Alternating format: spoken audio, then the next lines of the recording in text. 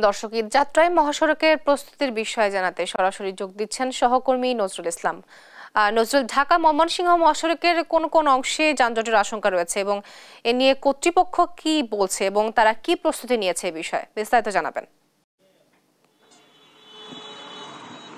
তো আপনি যেমনটা বলছিলেন, আপনি জানেন যে ঈদ যাত্রা গরমুখ মানুষের নির্বিঘ্ন করতে কিন্তু পুলিশ প্রশাসনের পক্ষ থেকে কিন্তু গাজীপুরে ব্যাপক প্রস্তুতি রাখা হয়েছে। অর্থাৎ সবগুলো জায়গায় কিন্তু আমরা দেখতে পেয়েছি যেখানে কিন্তু পুলিশের একটি তৎপরতা ইতিমধ্যে আমরা দেখতে পেয়েছি এবং সবগুলো জায়গায় আপনার সাধারণ যে গরমুখ মানুষ রয়েছেন তাদের যাত্রা নির্বিঘ্ন করতে কিন্তু পুলিশের পক্ষ থেকে নানান ধরনের প্রস্তুতি রাখা হয়েছে। তো আমি যদি একটু দেখাতে চাই যে সড়কে কিন্তু এখন স্বাভাবিক অবস্থা রয়েছে এবং এই স্বাভাবিক অবস্থা ধরে রাখার জন্য বিভিন্ন পয়েন্টে কিন্তু পুলিশ চিহ্নিত করেছে যে সমস্ত পয়েন্টগুলোতে যানজট এবং জটলা বাঁধে সেই সমস্ত পয়েন্টগুলো ধরেই কিন্তু কাজ করছেন। এবং আমরা দেখতে পেয়েছি যে গাজীপুরের যে পুলিশ কমিশনার রয়েছেন ডক্টর নাজমুল করিম খান, উনি কিন্তু প্রতিদিন বিভিন্ন জায়গায় এবং গুরুত্বপূর্ণ পয়েন্টগুলোতে এবং মানুষ যাতে নির্বিঘ্নে গরমুখ মানুষজন ঈদ করতে পারে এর জন্য কিন্তু খোঁজখবর রাখছেন এবং প্রতিদিন উনি বের হচ্ছেন রাস্তায় এবং ইতিমধ্যে কিন্তু পুলিশ প্রশাসনের পক্ষ থেকে ভাসমান যে দোকানপাট রয়েছে সেই সমস্ত দোকানপাট কিন্তু উচ্ছেদ অভিযান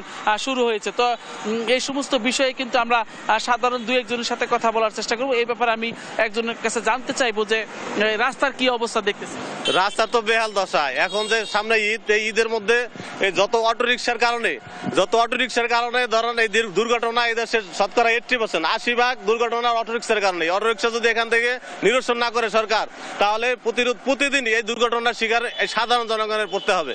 এবং তার পাশাপাশি যদি অটোরিকশা চলে তাদের জন্য আলাদা লেন করে দেওয়া হোক, তারা ওই লেনে চলুক। কারণ এই বড় গাড়ি মহাসড়কে হাইওয়েতে এই অটোরিকশা চললে এই বড় গাড়িগুলো চলতে পারতেছে না, মানুষের ঝামেলা হয়। তাছাড়াও আপনার এই যে মহাসড়কে অনেক রকম গাড়ি পার্কিং করে রাখতেছে, মহাসড়কগুলি আটকে রাখতেছে, যার কারণে এগুলি আসলে ঠিক না। এগুলি নিরসন করা দরকার অতিরিক্ত আমি মনে করি।